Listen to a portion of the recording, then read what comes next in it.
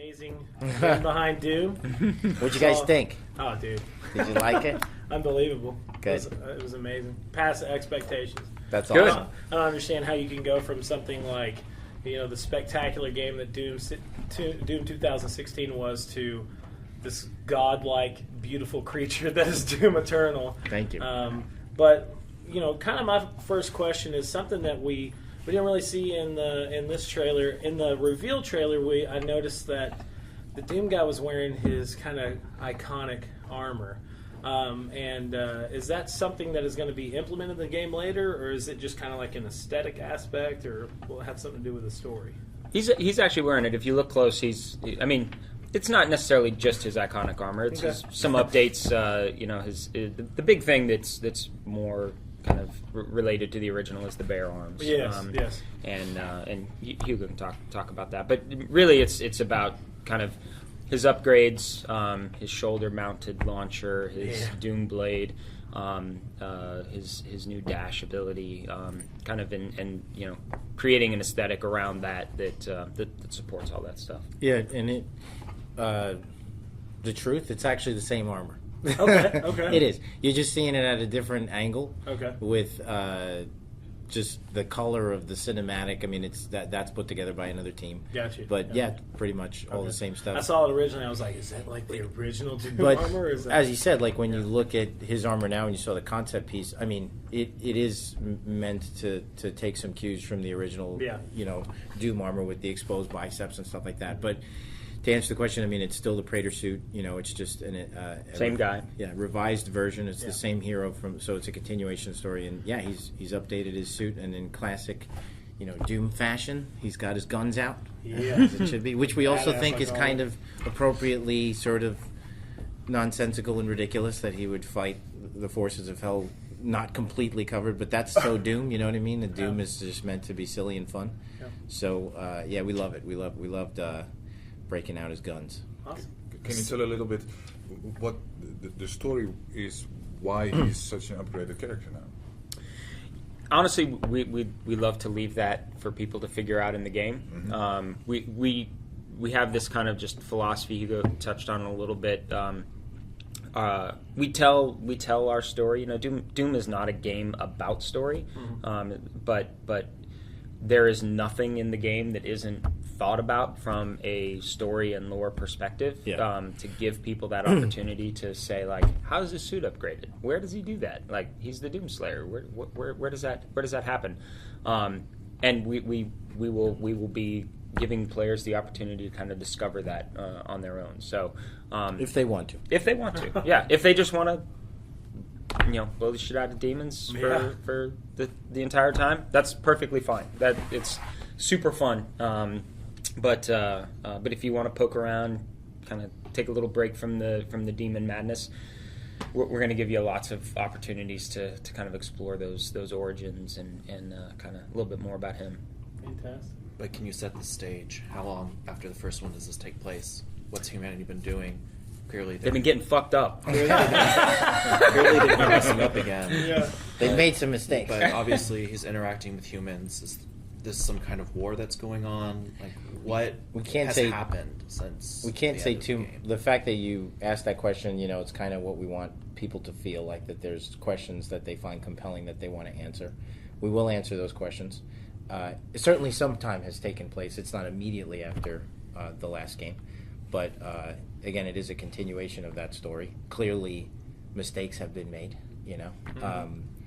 But what we think is, like, when you play the game, we kind of what we call internally, you have the A story, which is basically the main objective of the game will be made clear to the player. And if you just play through on what we call the main path, you'll understand what's going on. And then, if you want to dig deeper and you want to see more of what happened, how it happened, why it happened, and have what I think is the B story of the game, which provides context for everything. And I love context. I mean, I'm a lore freak, and I want to know everything just like he does. And so we will reward the player, as he said, for digging into the corners, picking up those bits of story here and there, listening to what everybody says, looking at the various little clues in the environment to be able to piece a seriously rich and robust kind of overall fiction together throughout the game. I'll give you an example of like, even just in what we showed today, how we try to like plant those seeds and like not say anything about it, not try to be overt about how we answer it, but like the end of the whole thing when he pulls out and to somebody who doesn't know, maybe didn't play 2016, he's like, oh, look at that awesome light sword. And to somebody who played 2016, they may be like, oh, it's the Crucible.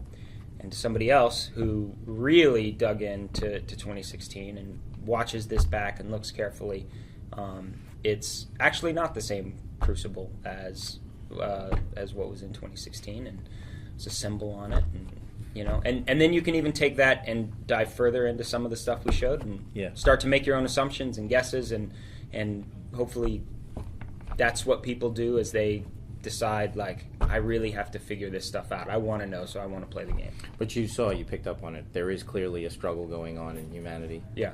Not everybody's down with this. Some of those echoes imply that some people are super down with this, and they're pretty insane. Yeah. And then there's those other poor schlubs who, they're kind of like, I just work here, guys, And so I think that's going to make for what we say all the time is like, Doom is like junk food. It's just supposed to be fun. But that doesn't mean you can't have some nutritional content in your junk food. You know what I mean? You can have fun, frivolous pop culture, and it can still be have substance to it, and I think the best forms of pop culture, like a Evil Dead 2 or RoboCop or any of these other movies that we love so much or inspire our game, we feel like they have that. So Doom Eternal should too. Okay, so about the invasions, how did you come up with that decision? I mean,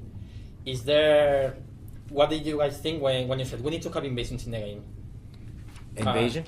When invasion. Another players invade, I mean, is there any incentive for invading another player, or is it just to fuck up with another player? Well, TBD on that, and as Marty, I'm sure, can go into detail, we'll definitely have more on this. That was just a tease, but I will say this, what was the main objective is to make the Doom dance social, to be able to experience Doom without effing it up with your friends, because we don't want to just crowbar in some social experience, and it's just like, this is great, we're together, but this is like not Doom anymore, So that was the main goal. As far as like details, we'll do like really deep dives, because there's a lot of mechanics and gameplay nuances that really it will have a lot of people.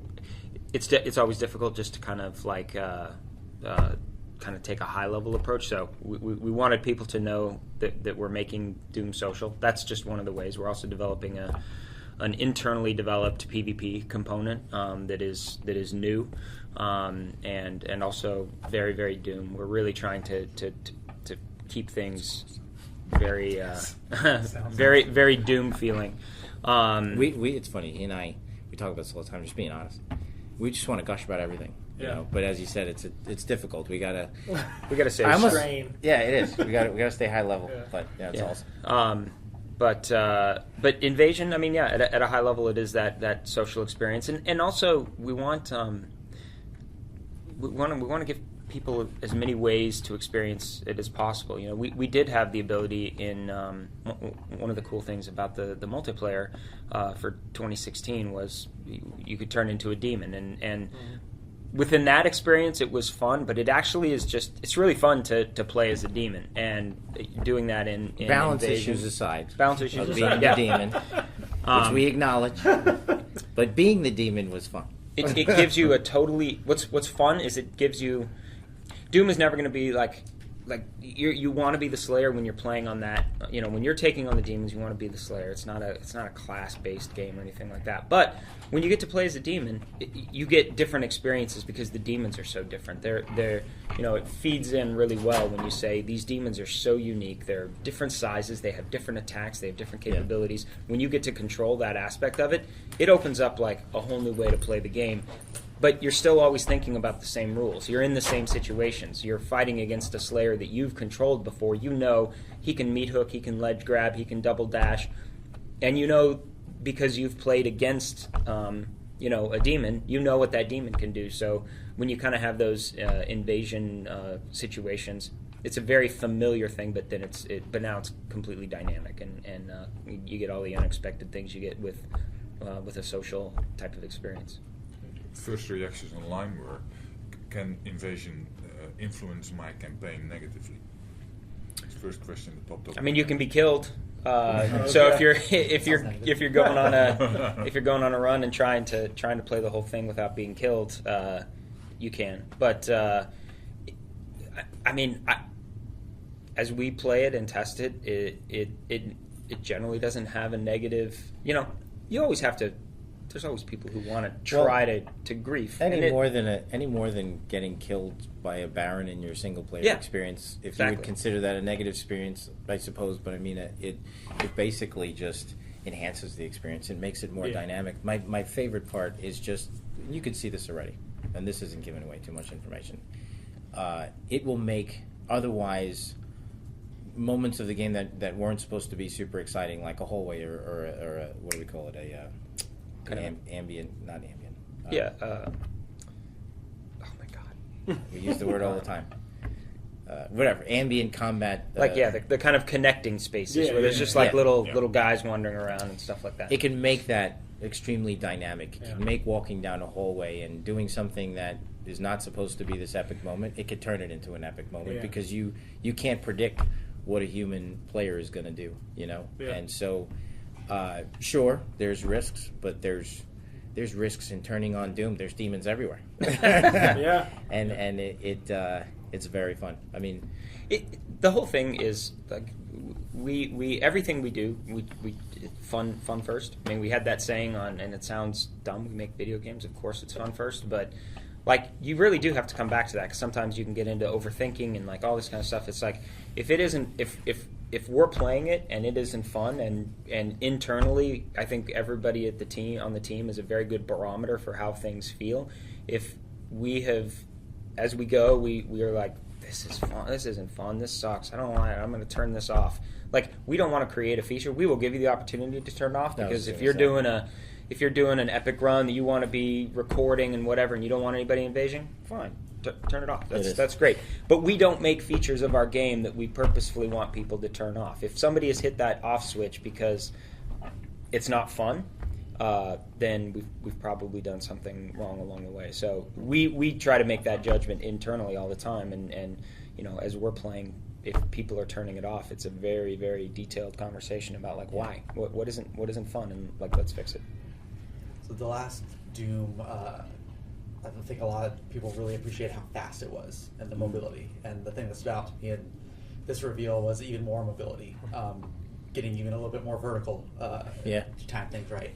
How did you all balance that out where it wasn't, you know, too much where you're just jetpacking everywhere, but also still more than just a corridor shooter like Doom has been? I think you keep things in line and keep them fun by showing some restraint, honestly. Because, for example, the meat hook, we could make it so you could grapple to anything, but then it might, at least in the context of a Doom game, turn it into what you said, where it just kind of gets a little bit out of control.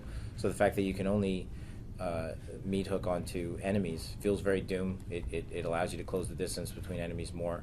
And it just shows the type of restraint on some of our features that we feel like is what makes them feel great, and what we hope players feel is intelligent game design, you know? Yeah.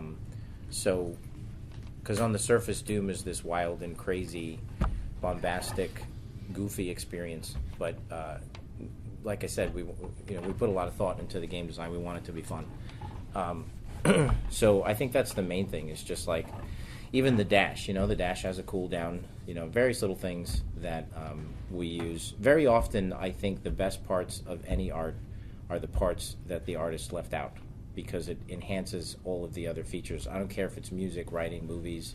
It's the stuff they don't show you in horror movies that makes it really powerful. The fact that you don't see Jaws all the time is why he's scary, and the fact that you can't meat hook on every single surface in the game is what will make the meat hook feel smart. Yeah. Even like the flamethrower, everybody loved the chainsaw. You know, cut guys in half. It's beautiful. It's awesome. But everybody also loved the mechanic that of the ammo replenishment. Even the flamethrower now.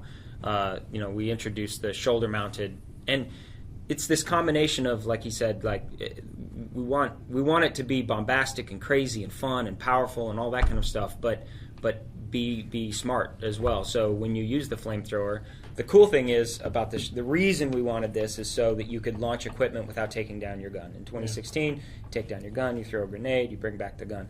So now it's like, it'd be awesome and powerful to be able to use your equipment launcher and still be firing your gun, which is exactly how it works. It's awesome. But when you use the flamethrower, you light guys up, and if you shoot them while they're on fire, you get little armor shards that pop out like popcorn. So it's this combination of fun, over the top, but also intelligent, and really like it's a credit to the whole team that everybody's always thinking around those ideas of like, how do we make this look unbelievable, play unbelievable, but also have meaning in the course of it. That's why you want to play a game. You want to think about what you're doing, like the dash. The dash doesn't regenerate while you're in the air. There's 2 dashes, and it regenerates quickly, but only when you're on the ground. So those little like moments of restraint and the constant play testing that goes into it by everybody is really, I think, where the nuance and kind of maybe sometimes the stuff that is in the cracks and holds everything together. It's the glue of the game, is those little decisions. Because we don't give you everything, you make up that difference with skill. Like between what the feature can do and what it can't do and what you want it to do, and the fact that it doesn't take you all the way there automatically, that's where the fun is. That's where the skill is. It gives you something to master, and we love that about games. I tell you, it's funny, internally when we develop this stuff, it is not easy to show restraint. I want to dash all the time. It is. You're like doing this, you're like, I have an idea. We should never turn this off. But then you know what I mean? So I think we have such a good team, and honestly, we just love working with them. It just feels fantastic, and the synergy with the group is so good. Because if you have good synergy, then you're able to have these type of conversations where, like, because on paper, why the fuck would you turn dash off, like, ever? You know what I mean? Like, so we're able to have, and some healthy arguments. You know what I mean? Should we, shouldn't we? I mean, we say restraint. Okay, so if it stops here, can it stop here? What about there? You know what I mean? Like. So I think, like, if you got a good team that knows how to argue in a healthy, productive way, and open and close conversations quickly, you're going to be able to get a lot of features into your game that are well balanced and intelligent and fun. So one of the things that we saw in the gameplay was a life acquired moment. So you walk over a life, pick it up. I'm glad you caught that. Like a new system. Why did you feel like it was important to add that? And what does it both add to the game, and what happens when you lose all your lives? Well, it rewards. How great is it that, first of all, it's just old school. I'm an old person, so I remember playing Nintendo games and the meaning of extra lives and how important they were. But up, down, down, left, right, BA, select, start, Contra, 30 lives.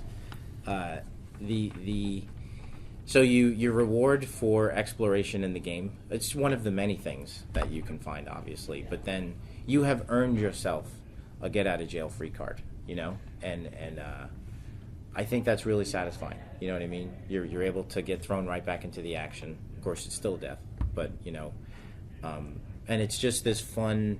Doom is just a celebration of video games. You know what I mean? And I am so proud that we can have a giant hovering green helmet that says 1-up on it, going up on a gore pillar, and it doesn't seem odd. Like, it just fits in the game. You're like, oh yeah, that's what that is. In so many instances, for good reason, you might look at that thing in some other context and be like, dude, we can't have that in the game. Are you crazy? So it's just awesome. It's just a celebration of fun, and everything about Doom has this flavor of old school to it. You know what I mean? Yeah. Like, even somebody noticed before, if you saw, like, we actually made all the pickups look like Doom 1993 pickups. Yeah. Thank you. Dude, anybody who nods when I say it, you don't even know how much work went into fucking making that happen. Because, like, just like an old school Doom, that's the best part. Like, playing an old school game, there's a 1-up coin under this fucking thing. Like, okay, what do I have to do to get that thing? You know what I mean? It's really compelling and immediately satisfying. Like, you look at it, note to self, like, I want that thing, Same thing with the pickups. It's like old school Doom. I can make a judgment from across the room in the middle of battle, like, those are missiles over there. I don't give a shit about that right now. That was fantastic. A criticism of 2016, in my opinion, you couldn't make that decision as easily. It's a little muddled. Oh, that's like a red box. I think that's this thing, but it might be something else. I'm not sure. Fuck it. I'm going to go pick it up. Armor Shard stood out really good in that way. But, we needed to take the same sort of visual, how easily it was to visually communicate to the player, some of this stuff. We need to apply that to the pickups. So just like in old school Doom, doing 200 miles an hour, me looking and tearing all these guys apart, and be like, missiles, fuck them, I don't need it. You know what I mean? So we made these models look just like the one-up, extremely cartoonish and very heavy-handed. And then we put just the right shader on it, and our fantastic effects team and our lighting guy, I don't know how many iterations. I'm always waiting. A lot of iterations. It's unbelievable. You would not believe what actually goes into. Yeah. Each one of those is individually lit. There's like a little lighting rig that kind of sits on top of it, so you actually see it and you can pick them out from far, and they look. Seeing the little blue vases just made me. So I'm like, look at those. They look just like the old game. It's fantastic. Yeah. And the little health pickups and stuff like that. Yeah. But it's also like you kind of said, what's behind something like the one-up. That we love that. We feel like we're in a pretty unique situation. Some games can do this, but like we can show our game at a lot of different speeds. We always refer to it making Doom and making the Doom Slayer as like building a race car. And today we showed it at various different speeds in various different gears, and that made it nice and show well. Yeah. It's like we say like you can drive a Ferrari 70 miles an hour down the freeway, and it's still pretty damn fun. You can drive it 200 miles an hour on the track, and it's also very, very fun. So we tried to basically kind of show the Ferrari going down the freeway, at the very beginning, and then when we said, hey, let's go keyboard and mouse, change the FOV. That is probably our best player internally, showing off what the Slayer can do running around the track at 200 miles an hour. But the one-up is very much an example of how do we make sure that somebody who wants, as you've said before, kind of guardrails for their trip around the track with the Ferrari. Maybe they don't have the thumb gymnastics or the keyboard and mouse skills, but they still want the fun of Doom. We want it to be accessible. So something like the Extra Life. We kind of have a number of things, and we'll start as we go down the campaign. We'll talk about and show a bunch of those things. But we do have a number of things in the game that are new that specifically address somebody who maybe is like, I die too often at bosses, or I die too often, and like we give them the opportunities to have a one-up where they don't don't have to reload their checkpoint. They can just stay right in and keep going. Well, we don't give it to you. I mean, that's the key. Make thing. you work it's for like, it, for sure. You earned it, and we all remember. Look, it's a win. It's a no-brainer because we all remember it in old school games of like, you found that thing, you earned it. So when that guy swipes you and kills you, you're like, that was your safety net, and I went out and I found that thing, and it was kind of a pain in the ass, and good, I feel good now. It's been really fun to have that stuff. I have a but so when you get to Zero Lives, do you go back to the beginning of the level, or where does it send you back to? No, it's basically related to our checkpoint system. So an Extra Life basically just saves you from reloading your last checkpoint. And so if you die, the Extra Life kicks in. The screen kind of you kind of stay in the game, but it kind of turns like a really desaturated look. The enemies are still going, and for a short period of time you are invulnerable. So you can kind of reposition yourself, and then it kind of. But you don't have to restart that encounter. Yeah. So you can. It'll help you plow through the encounters, if you want to. If you don't want to go back. You don't have to. So I have a weird question. So, okay, campaign and lore aspects. That's one thing that we saw today. There's going to be more lore in Doom Eternal than probably any Doom game in a while.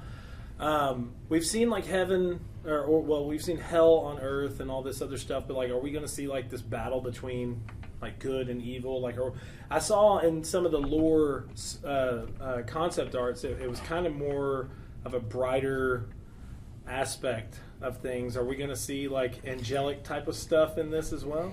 You're going to have to wait. But I may have to throw a net over Hugo. Because I want to talk. I want to say everything. I saw it. And that was a question we came Good. up with before, and I was like, man, I want to see Heaven versus Hell, dude. I want to see, because it's fantastic where y'all are going. So I know he's chomping at the bit over there. There's a lot. There's a lot there, and it's maybe. We really don't intend for it to be mean when we do it, but we do want people asking those kinds of questions. We want people debating things online and actually even going back to Doom 2016 and playing through and being like, you know what, I blasted through it the first time. I'm going to go back and I'm going to listen to the Slayer Testaments, or I'm going to read some of the Codex, and I'm going to understand, at least within that context, what was there, because this is building on that stuff, and we're going to be answering questions, asking new ones, and really it's fun. Like we really, it is. The guys put a ton of thought into we don't every that little lore thing. in 2016 that we're not doing where we say a bunch of stuff and then don't like continue the story, or it's not connected, or we just that doesn't count anymore, you know what I mean? Like I think we said a lot of things in 2016 about the Slayer and how he got his power and stuff like that, and the legend of the Doomslayer. So like I think it's going to be worth people's time quite a bit. One more thing. But it never comes first. I mean, it's really important. I mean, like, even in Doom Eternal, I would say we're diving into the lore and kind of the storytelling of things even more than we did in 2016. Yeah. You don't have to. If you just want to blast through, the one thing about it is it's never lore or story for the sake of just our own ambitions of being storytellers or writers or whatever. It always enhances. It's always to focus on the power of the Slayer and what he does, and it's consistent with the gameplay. Like how you feel when you play Doom, the story should be in sync with that. There shouldn't be a disconnect of like, man, in these story moments or the stuff I'm reading, it doesn't sound like I'm designing. It's like the game's not aware that I'm slaughtering demons by the hundreds. You know what I mean? No, Doom is aware. We're aware of how you want to play the game, how you feel when you play the game, and the story syncs up with that well. Didn't see anything about Snap Map multiplayer. Is it kind of on like back burner right now, something y'all can't talk about, or is it something that y'all still plan on adding and improving from the previous? Yeah, so we don't plan on bringing Snap Map back into Doom Eternal. Okay. We're really focusing those resources on kind of doing some of the things that players wanted more from us, kind of post-launch. So, one of the big criticisms, and even like if I could go back and do it again, I think we do campaign DLC after launch. People really wanted that. They wanted stuff created by us. Snap Map, Snap Map was really cool. I loved it, but it didn't really scratch that itch for people. But we know we can, and so as opposed to focusing those resources, it's always you always got a little pile of chips, and as we call them, and you kind of got to place your bets. So this time around, we're going to bet on ourselves and making content that we know people want because they've asked for it a lot since 2016. And that's what a lot of those resources are going to go towards. And we also, Hugo mentioned we have that the invasion stuff is just one way to play the PvP stuff, or one way to play the Doom Social. We are doing a PvP component that we'll be talking about down the road, and we're developing that internally, which we didn't do last time. We outsourced that. So we've kind of taken more on internally, and that means, and I think it's more of really what players want. It all feels like Doom. Yeah. It's all really aligned with the kind of core. So that's kind of where we're at on that stuff. Well, feeling like Doom also means potentially mods. Is there any vision in regards to mods for this in the future? I will tell you, I can't make. I would never ever. So definitely quote this. I would never make guarantees on even Doom Eternal. We had made some technical decisions way back that just kind of pushed us in a different direction than mods. We have spent the last several years making technical decisions that get us back towards being able to do mods. It's something that I like it is a real long-term initiative of ours to get back to where we can do that. And we've been making a lot of technical decisions that allow the tech and the everything, the rendering, the way we do the gameplay, the way our levels are set up, really trying to make the game and the game code more flexible, more kind of put it in more components, which is how, and more data driven in a lot of ways, which is how you get the mod content. So I can't say that like it's right on the horizon or right around the corner, but it's important to me. It's important to Robert Duffy, our CTO, and we have definitely swung the pendulum back pretty far towards being able to do that. So I hope down the road, in the not near future but not too distant future, we can have a better conversation about that. The idTech engine is an impressive piece of kit. It looked great on all 3 launch platforms back in 2016, but it did come out before Pro or X. You did patch and support, but it was never built for those 2 platforms. How are you taking advantage of them now that you have them available to you? I'm not sure as much we're taking advantage as we will abuse them. I mean, our engine is really it's completely built as a next gen engine, but I can't say enough about our engine team and our technical team. The way that they create something that is so scalable, because we still do plan on everything you saw there is that's pushing the envelope of that was running on a high-end PC, very high-end PC. So our goal will be to make it look like that on at 4K on the Pro and the PS and the Xbox One X. Always, never really sacrificing the 60 frames a second. And then we also plan to still be on Xbox One and PS4. So they really approach the technology. The way they kind of do it is art and design and our tech team kind of get in this one-upsmanship of like, tech says you can do it like this, and art does it way more, and then tech kind of catches up to them, and then art pushes, and then it kind of balances out, and then they go through a massive optimization phase. So that will happen, and I think it's gonna. I just think it's gonna look great on every platform. So probably the easiest way to say it is I think our goal is that it's the best looking game on every single platform that it launches on. And the way we do that is just having a really scalable engine. Vulkan was a big thing from a technical perspective for us. It's now a major part of our engine, and it really gives us some capabilities that I think both enthusiasts on the PC side, the high-end PC side, and then kind of scales all the way down into the consoles as well. And we're also kind of haven't talked much about it, but we were really pleased with the Switch, and how well the game did on the Switch, and just how fun it was. The Panic Button did an awesome job with that, and so we're making Switch kind of a first-class platform as well. So. Awesome. We plan to launch. The plan is to launch on Switch as well. Awesome. Which is so cool. Yeah. With the invasion moment, of course, it's going to be a big, interest in PvP. I've actually got a friend. I just called him and said, "We're doing this." One of the ideas I'm a streamer is to actually have audience participation, where the other person says, "Right now, you're a good guy, you're a bad guy," and what sort of aspects are you looking at in there? It's just very watchable. It's exactly what you said. Yeah. I mean, I will say this. What kind of happens is you get a little boastful. You're kind of like, as the Slayer, like, bring it on.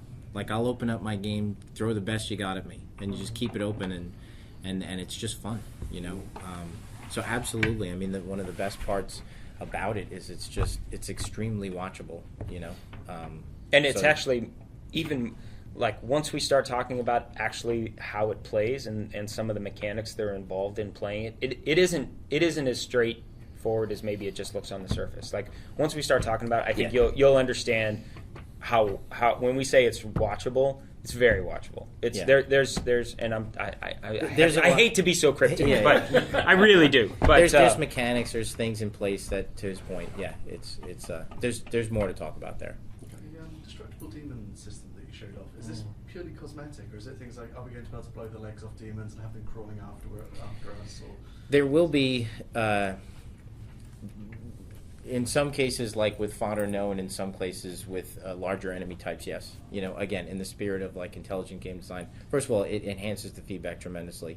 But in the case of the Arachnotron, for example, I'll say this, of the demons that you saw, the Arachnotron, if you, one of his turret gun on the back, which is his primary attack, and can be very formidable in the game, you can blow that off. So, and then disable one of his attacks. So it's that combat chess. Do you have to do that? No. It's not about shooting buttons in Doom, but like, it'll probably make your life easier if you do. You know what I mean? Do you have to shoot the pinky in the butt to kill him? No. You'll save a ton of ammo if you do that, because he's so vulnerable from behind. So the pinky's kind of right in that sweet spot where we're like, we don't want to make you shoot the tiny little buttons in a game where like there's only one way to, you know. But you're encouraged to you could certainly shortcut certain enemy attacks and combat with certain enemy types if you play into their weaknesses. Lastly, too, like, are there going to be, like, we know it's on Earth. Are we going to see, like, iconic... Not exclusively. Not exclusively, yeah. There's going to be, kind of jumping back from, like, Hell and other locations. Are we going to see, like, iconic areas from Earth? Are we going to see, like, you know, Statue of Liberty? Are we going to see all these different places? Or this just kind of like its own... it's kind of its own own Earth. Okay. Yeah. More of a generalized. Yeah. And in future. I mean, it's. But yeah, we're not going for realism. Okay, cool. I do have to steal these guys away for their next interview. And I know some of you guys have things to get to as